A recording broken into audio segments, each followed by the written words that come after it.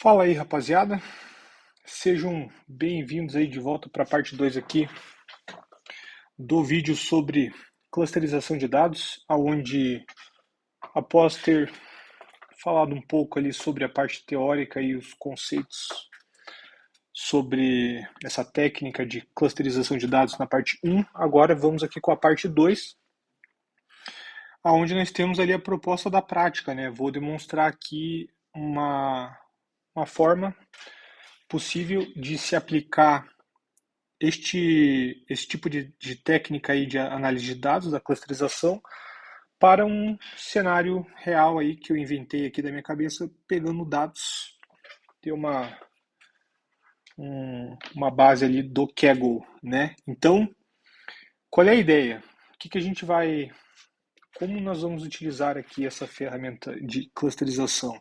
Bom, a proposta é o seguinte, a gente analisar os dados de cada um daqueles 2009 clientes distintos, considerando ali tanto os dados cadastrais, que são esses aqui que vocês estão vendo na tela, quanto os dados ali transacionais, que são os eventos distintos ali de compras, né, de cada um desses clientes, né, ou vendas, depende da perspectiva ali, mas utilizá-los para, primeiramente, criar uma regra de negócio, né, para utilizar como premissa para classificar esses clientes com base no seu hábito de consumo. E aí o que eu quero dizer é o seguinte, né, com esse primeiro step aqui, é basicamente eu pegar e descobrir desses 2009 clientes aqui alguma categoria específica com base em dados que eu já tenha, e aí entrando num possível contexto de análise para o mercado aí que vocês fariam seria, cara, deixa eu pegar aqui quais são os meus clientes com ticket médio mais alto e clientes com ticket médio normal, ou ticket médio médio, né, ou baixo, famoso AOV. E então, basicamente, o que está faltando aqui é a gente já agregar essa informação para partir de uma regra de negócio para classificar esses caras em grupos com base ali em, cara, esse cliente é relevante para mim ou não é? Ele já me trouxe mais receita ou não? Quando ele vem na minha loja, ele gasta pra caralho ou só tá dando uma olhada e vai vazar? Tá? Meio que a gente quer segmentar esses caras de alguma forma, utilizando uma lógica própria, uma lógica de negócio, para ter essas categorias, e aí eu recomendo fazer pelo menos duas, mas no mínimo duas, né? Óbvio, para poder virar uma categorização, mas no mínimo duas, no máximo três ali categorias. Então a gente vai utilizar as informações transacionais, né? Os eventos, as compras desses clientes, os eventos, né? Que são transações de compra, para criar aqui o cálculo de qual é o ticket médio de cada cliente, ou seja, se eu pegar este cliente aqui, C2416, ele já fez essa transação, né, ele já fez uma compra de 198, mas ele pode ter feito outras, né? Aqui, lembrando que nessa base de eventos, a gente tem 15.576 registros de transações que cada uma representa uma compra distinta desse cliente. E aí, se a gente tem registros de um mesmo cliente, né? Porque daí, aqui neste caso, nessa tabela, o identificador único é o ID da transação, o ID do evento. Então, esse cara que vai ser único. Mas a gente vai ter ali uma possível repetição de IDs do cliente ali ao longo dos registros, que basicamente significa que ele já comprou mais de uma vez, né? Então, desses 15 mil aqui, a gente vai pegar a quantidade de vezes que cada cliente já comprou e a soma do valor de todas as compras de cada um desses clientes para agrupar essas informações de forma a tê-las agrupadas em 2009 registros, né? Esses 15 mil aqui vão virar 2009 porque a gente tem 2009 clientes cadastrados na nossa base de clientes. E aí, quando a gente tiver, a partir daquela informação de compras, essa informação ali do agrupado de quantidade de vezes que já comprou, né, transações já feitas no histórico passado, no histórico que a gente tem de transações do cliente e a soma total de tudo que já foi gasto por esse cliente na nossa loja, no caso que seria daí a receita que ele já trouxe para a gente divide o valor pela quantidade e vai chegar num ticket médio, né? Vamos dizer ali que se o cliente comprou 10 vezes e cada uma dessas 10 vezes ele gastou R$ 1.000, então são 10 transações e R$ 10.000 já de receita que vieram desse cliente. Se dividir o 10 mil por 10, eu tenho 1.000. Eu vou utilizar o ticket médio, poderia utilizar diretamente já o valor somado ali de, de todos os produtos já comprados na loja, mas eu vou chegar ali num valor do qual eu possa pegar e colocar ele junto aqui de informação do grau de escolaridade, estado civil, dependentes ali, filhos, né? E idade, porque aqui essas informações elas já meio que competem, são dimensões ali com informações que já competem a cada cliente distinto. E a nossa base de eventos, ela está num formato transacional, então a gente precisa agrupar esses dados pelo ID do cliente para poder daí agregar ele junto naquela tabela anterior para utilizar na sequência como a feature que vai pautar a classificação desses caras em diferentes hábitos de consumo. A gente está basicamente aqui criando segmento de clientes, tá? E como essa informação não existe, tipo, de uma forma assim já direta no momento do cadastro, até poderia, né? Vamos dizer assim, pô, na hora que você vai pegar um cartão, né, vai abrir uma conta ali em algum banco, vai criar uma conta corrente lá, você tipo, vai informar a tua renda e baseado na tua renda já automaticamente o sistema vai te classificar em algum segmento, né? Segmento ralé, segmento default, platinum da vida, segmento premium, motherfucker, differentiation, gold e master. Baseado na renda, eles conseguem te segmentar de alguma forma, porque isso é útil, né? Obviamente, né? Vou falar o óbvio aqui, mas você quer segmentar os seus clientes para você tentar entender as características de cada um deles, né? Então, pô, a ideia na aplicação do cluster é, a partir dessa categoria de 3 opções ali distintas, baseado ali com quanto que o cliente já comprou da gente, a gente vai pegar a categoria da galera que mais gasta, a Prime da vida, que a gente vai inventar essa lógica aqui agora juntos, e vai tentar analisar dessa classificação que a gente criou, clusterizando esses registros e tendo essa classificação criada como uma regra de negócio em mãos, tem algum padrão de semelhança entre classificações de quem gasta muito e quem gasta normal ou pouco? É para isso que a gente vai utilizar o método de clusterização, o algoritmo K-means. Mas então a gente vai criar, rotular aqui, fazer um auto-labeling. Não é esse o nome, mas é uma, uma autorrotulação aqui. A gente meio que assim não tem nenhuma resposta para utilizar como um embasador ali, uma categoria para discriminar as outras informações a partir dessa categoria. Como nós não temos, nós vamos criá-la. E a gente vai criá-la com base ali em uma premissa do business. Sempre vai partir isso aí do business. Por isso que a clusterização ela é muito mais um ferramental do que qualquer coisa, porque, cara, ela pode entrar em muitos contextos, ela pode ser útil em 1001 casos aí possíveis, basta ter criatividade e a técnica, devido à técnica ali para conseguir extrapolar com a sua criatividade para resolução de problemas ou busca por novas oportunidades, né, no contexto do mundo corporativo. Então vamos dizer o seguinte, né, assim, eu não tenho nenhum compromisso com o resultado final dessa análise, então pode ser que a gente não encontre nada de útil, a gente não tire nenhum insight. Eu não sei isso porque eu ainda não fiz uma análise de fato com esses dados, eu só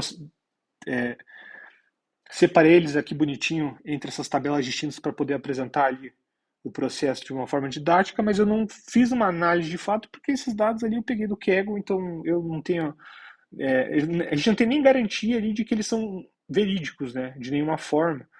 Então pode ser que não tenha nenhuma relação entre nada ali mesmo, não encontre nenhum insight, um padrão de semelhança entre quem gasta muito e quem gasta pouco, a partir ali da quantidade de filhos, grau escolar, o que for, porque são dados fake. Mas eu vou rodar aqui o processo para tanto preparar os dados, quanto fazer a interpretação, fazer a análise sobre esses resultados que o modelo vai entregar para a gente, né, as classificações, de uma forma como se estivesse realmente tentando encontrar tirar insights, né? Tirar conclusões aqui sobre isso. Uma possível conclusão que eu poderia tirar, tá? Estou inventando aqui uma possível resolução aqui de todo esse trabalho. Ah, pode ser que eu descubra que todo mundo que gasta, vamos dizer que ali de 80% de quem está classificado na categoria de ticket médio alto, de ticket alto, né? Quem gasta bastante, a galera prime ali da vida, os clientes principais ali, que você tem que dar mais atenção, vamos pegar ali e descobrir que esses caras, eles também têm, a maior parte deles, nem um filho, ou se tiver, tem apenas um, e são todos ali de uma faixa etária entre 40 e 50 anos, né? Isso poderia ser um resultado, isso poderia ser uma conclusão que a gente conseguiria tirar a partir do resultado da clusterização. Vai ser isso em específico? Não necessariamente, mas pode ser, entendeu? E daí o que você faz com essa informação? Pô, se eu sei que quem gasta muito na minha loja praticamente não tem filho, ou se tem é só um, já sei então que ele está gastando mais na minha loja porque ele não tem filho mesmo, né? E aí qual é essa faixa de idade? Qual é a faixa etária deles? Entre 40 e 50 anos. Legal, então eu vou criar uma propaganda específica ali que vai ser direcionada, vai ser formulada para um público já de 40, 50 anos que não tenha filho, seja solteiro, entendeu? Já meio que a gente vai criar essas personas, né? Esses segmentos aí de clientes para utilizar como algo útil na estratégia de vendas da loja, o que for. Bom, então é aquela parada. A performance da aplicação ali de um modelo de clusterização, o resultado dela vai ser tão bom quanto a sua capacidade ali de interpretar esses resultados. Ele só vai encontrar classificações distintas a partir de distância num plano multidimensional. Agora, o que são essas classificações é 100%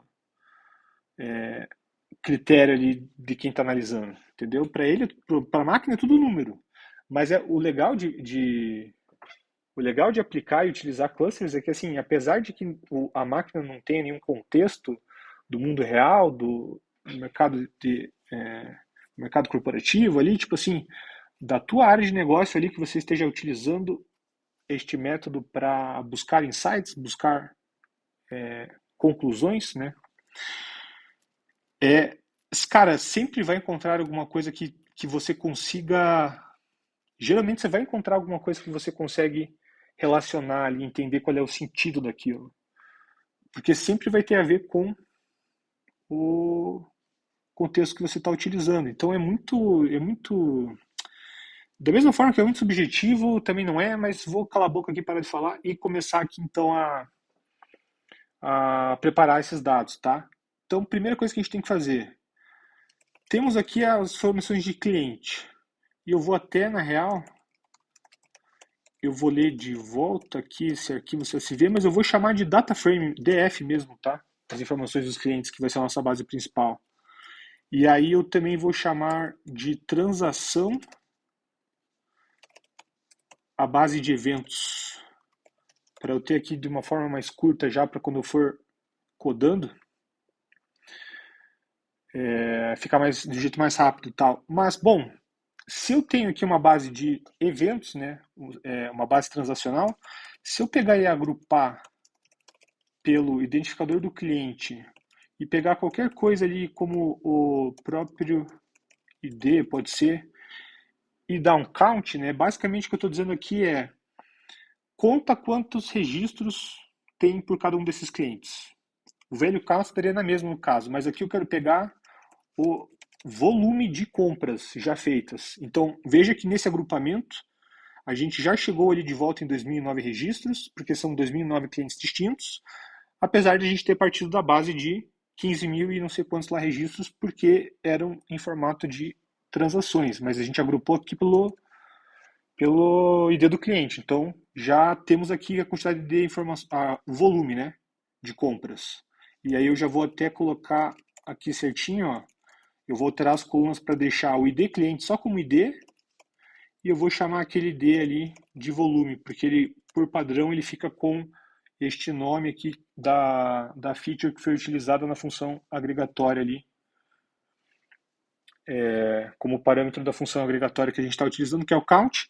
Legal, temos aqui já o volume, tem essas bostas aí desses alertas que não são alerta, mas criei aqui minha base de volume, rapidão.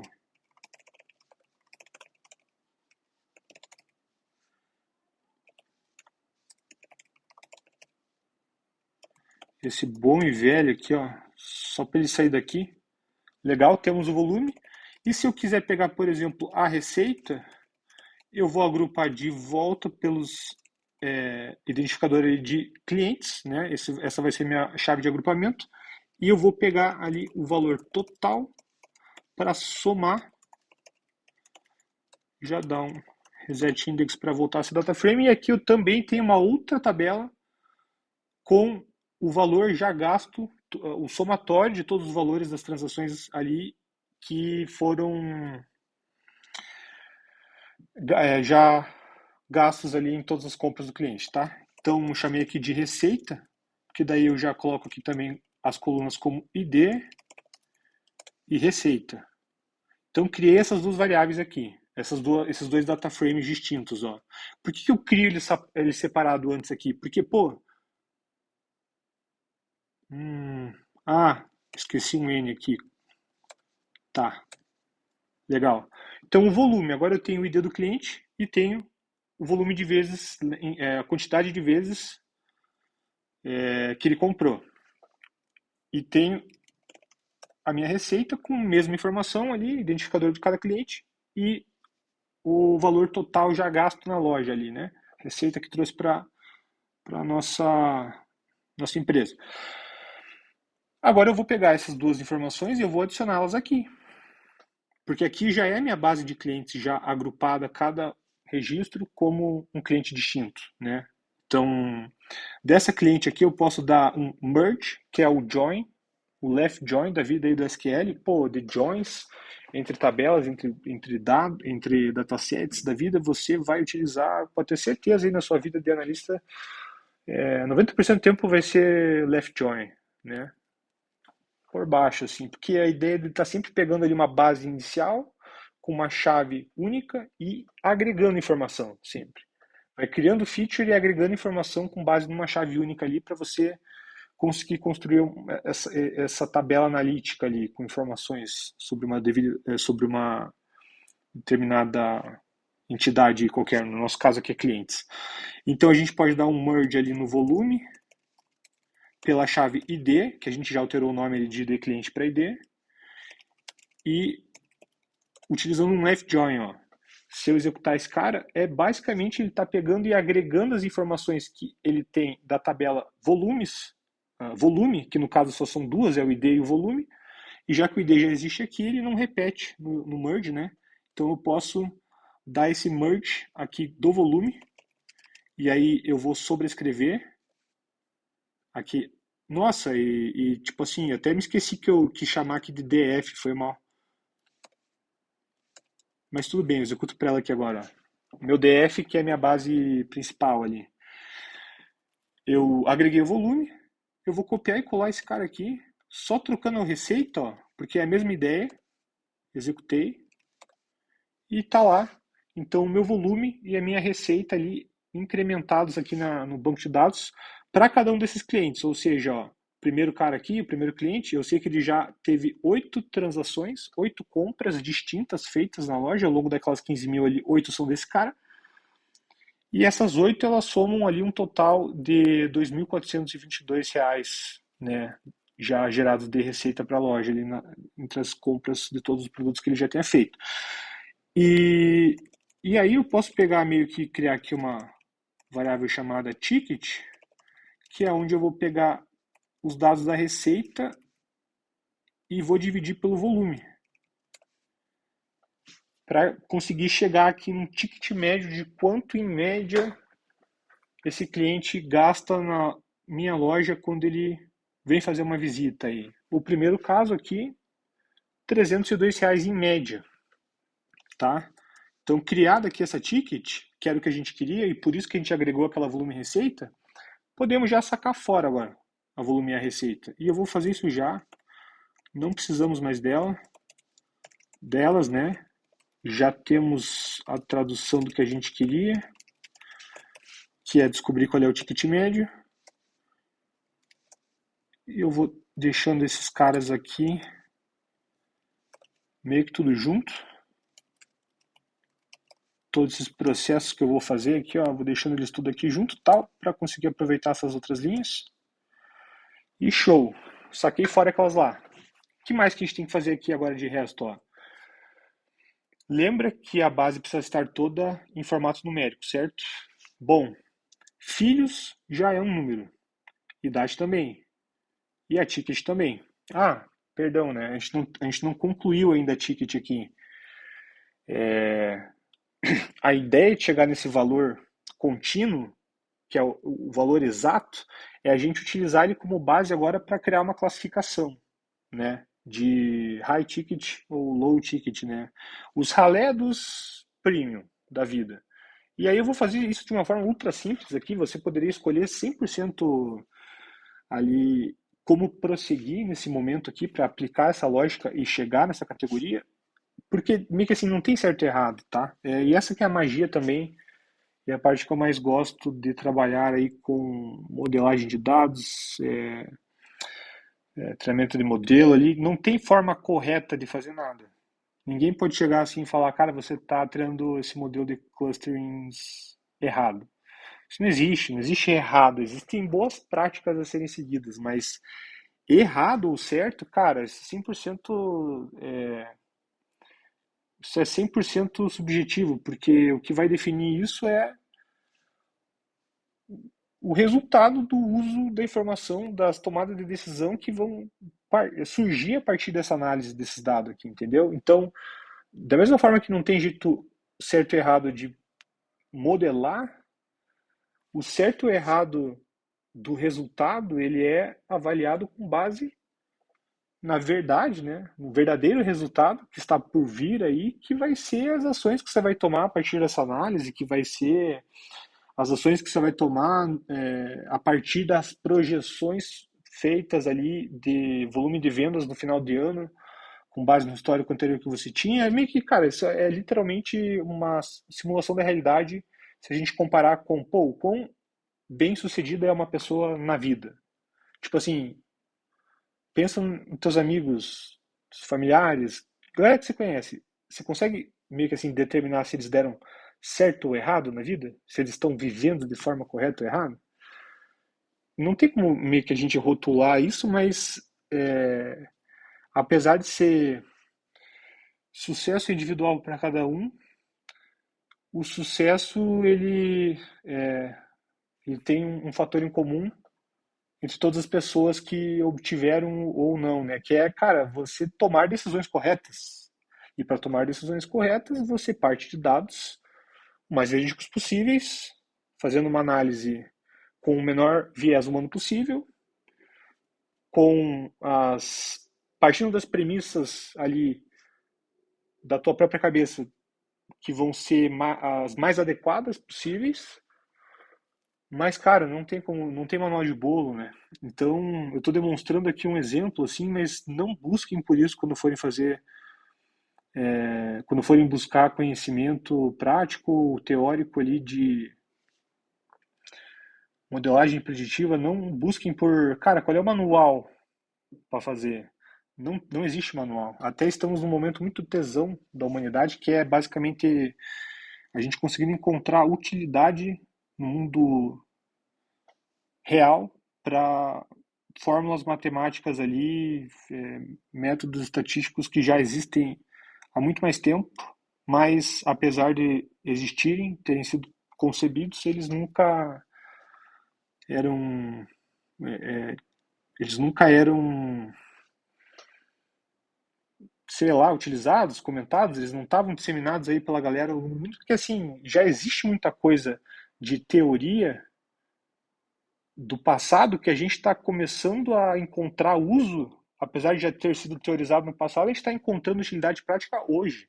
E isso pode acontecer a qualquer dia, a qualquer hora, a todo momento está ocorrendo, né? Então a gente está vendo uma fase da humanidade bem massa, assim, que é tipo conseguir encontrar utilidade prática na vida real para coisas já teorizadas que ficaram até então na teoria do passado. Bom, vou brisei aqui total, mas como é que eu vou fazer esse corte ali para criar categorias do ticket, né?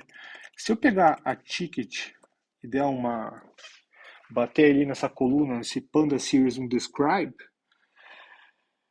eu vou ter ali já uma série de métricas estatísticas a respeito desse conjunto ali de informações da coluna ticket, e aí eu consigo ver ali os percentis, né? E aí a gente vê que 75% dos registros, se eu pegar 800 pila, e eu me refiro a esse cara aqui, 75% desses clientes não tem um ticket médio maior do que 800. Então, se eu quisesse separar entre um pool ali de um quarto da galera, então, assim, de todos os clientes que eu tenho na minha base de cadastros, qual vai ser ali o meu 25%, um quarto deles que eu vou dar uma atenção especial, que eu vou mandar ali mais e-mail enchendo o saco, etc. A gente poderia já meio que fazer essa quebra aqui em um ticket médio de 800 ali, para dar uma arredondada. E aí a gente já ia ter, pô, quem gasta acima de R$ 800 é diferenciado, né? Digamos assim, utilizando esse percentil de 75%. Até, em vez de usar o 75%, eu vou colocar o 80%, não é assim? Ah, acho que ele tem que estar assim. Eu posso alterar nesse describe aqui as informações que ele me devolve, que ele precisa na tela, mas o 80 é em milão. Então, legal, quem gasta mais de R$ 1.000 quando visita a minha loja, é esses caras que eu quero segmentar. Beleza? Então, como é que a gente vai fazer isso? Ó? A partir da ticket, eu quero aplicar uma função lambda, onde ele vai ser... Vou colocar aqui já em binário, ó, 1, se o x for maior do que 1.000, se não, 0. Se eu executar esse cara aqui, ele vai aplicar essa lógica de joga para 1 o valor dessa booleana, caso o cliente ele tenha um ticket médio ali, um gasto médio maior do que R$ 1.000, observado aqui nos dados históricos que eu tenho. 0, qualquer outra coisa, que no caso, como a gente está utilizando aqui esse padrão de X, o valor, o ticket médio sendo acima de 1.000, abaixo de 1.000 vai ser 0. E aí eu posso pegar e passar isso para uma variável chamada premium, que vai ser uma booleana lá, 1 ou 0. Aqui neste momento, tá, eu estou aplicando essa lógica aqui, partindo dessa minha premissa, mas eu poderia segmentar em mais de uma, né? Eu poderia fazer ali meio que, cara, eu quero segmentar a galera que gasta mais do que 1.000 em média, eu quero segmentar a galera que gaste mais do que 2.000 em média, e quero segmentar quem gasta abaixo de 1.000. 3 categorias. Eu vou fazer aqui com 2 a princípio, só para a gente dar sequência. Mas esses caras podem sempre estar sendo alterados ao longo da análise, tá? Porque, tipo, se a gente chega lá na parte de treinar um modelo e analisar os clusters e não encontrar algo tão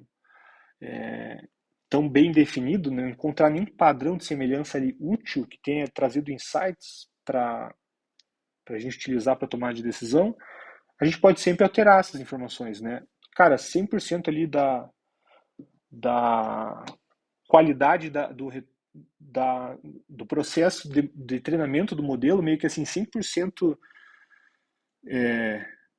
da qualidade da decisão que você vai conseguir tirar a partir do uso de qualquer modelo está nos dados que você entrega, né? E aí por isso que, cara, eu também sempre tento enfatizar aqui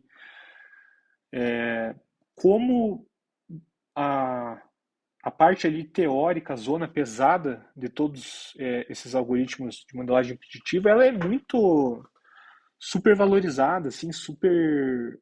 é, Ela é distorcida um pouco, né? Meio que assim, você consegue utilizar modelos. Você consegue utilizar toda a complexidade de modelos matemáticos desses, assim, para te auxiliar e te beneficiar na sua análise, mesmo você não tendo toda a teoria redondinha por trás ali, saber toda a matemática e como eles funcionam por trás. Por isso que eu também digo que clusterização é uma das formas mais legais de se iniciar esse processo, né? Mas como que eu vou chamar aqui? Deixa eu pensar que chamar de gastador. É isso aí. Essa vai ser aqui a minha classificação. Ó. Tem uma booleana aqui agora, uma variável binária chamada gastador. Ele é um gastador ou não é? Como que ficou aqui a minha segmentação? Legal, ó. Então temos um pool ali de cerca de 400 clientes que a gente quer utilizar como uma categoria para comparar com a outra ali de 1606 e aí olhar entre esses caras aqui que a gente tenha já uma classificação que a gente criou nós mesmos, como que vai se diferenciar ali as informações demográficas ali do cliente, né, de quantos filhos tem, o status civil e todo o resto lá, a gente vai meio que utilizar isso para tentar encontrar algum padrão e poder dizer, cara, esses 403 clientes aqui, a maior parte deles realmente não tem filho, é solteiro, divorciado, na faixa de 40 e 50 anos, que é um dos exemplos possíveis ali de insight tirado aqui da análise. Não sei se vamos encontrar alguma coisa, mas essa que é a proposta, tá? Agora com essa variável aqui em mãos, eu já posso pegar e sacar fora aquele ticket, porque ele é até meio que assim, eu poderia deixar ele ali e utilizar junto na clusterização, mas eu não vou porque já é meio que um contrassenso aqui da proposta de ter criado já essa booleana para poder segmentar em duas categorias ali que a gente vai comparar os atributos entre cada uma, tá? Temos aqui a gastador, legal.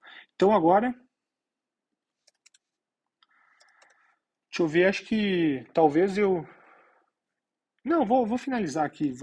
O que falta a gente fazer, né? Ou pelo menos fazer o seguinte,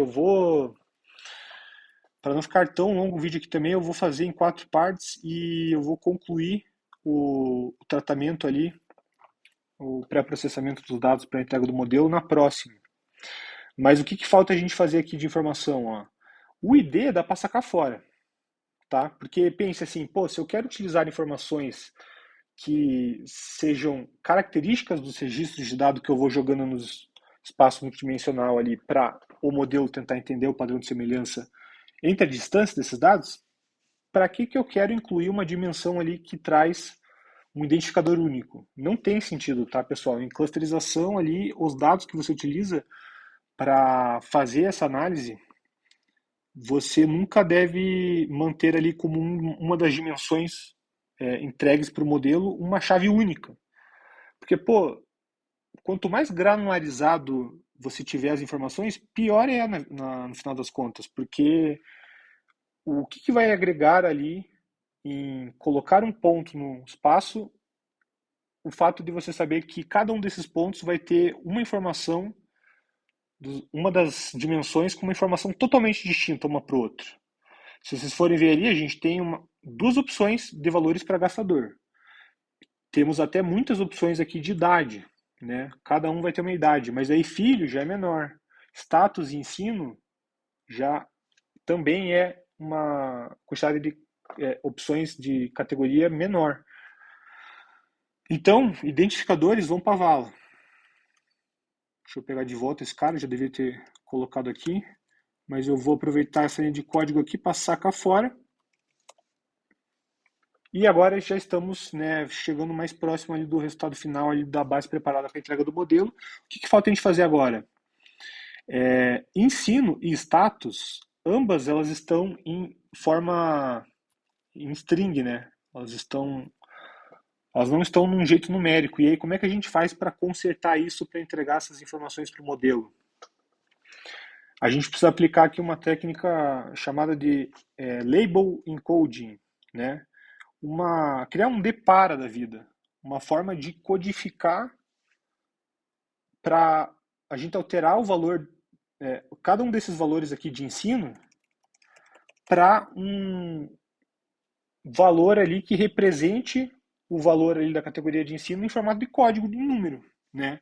Então, o que eu estou querendo dizer é o seguinte, ó, se eu pegar aqui ensino e eu ver ali o que a gente tem de opções, são 4, ó. O cara pode ter ali o ensino básico, superior, doutorado ou mestrado.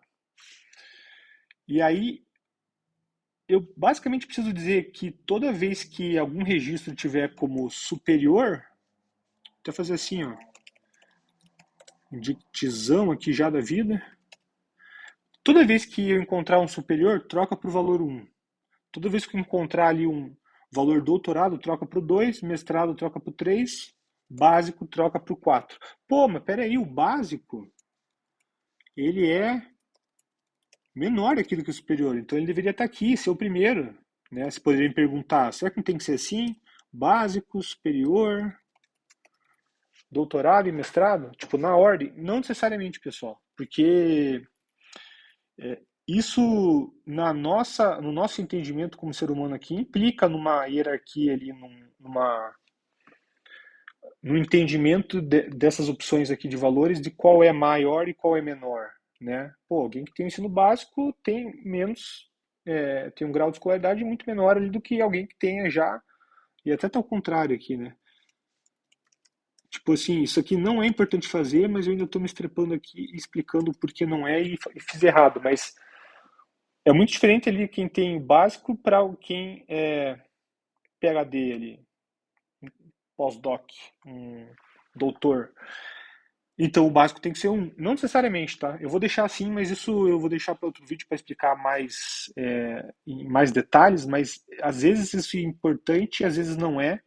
Depende muito do problema que você está resolvendo, depende muito do algoritmo que você está utilizando. Então essa sensação assim de o quanto maior, melhor, o quanto menor, pior, o cluster ele não vai levar isso em conta. Ele só quer meio que ter um número específico para cada um deles. E aí então eu posso pegar aqui e fazer isso na mão, tá? Então eu vou fazer no próximo vídeo, né? Porque já está batendo aí quase 40 minutos, então eu vou concluir aqui a parte de preparo da base e aplicar ali, executar ali o treinamento do modelo K-means no próximo vídeo, e o quarto final ali então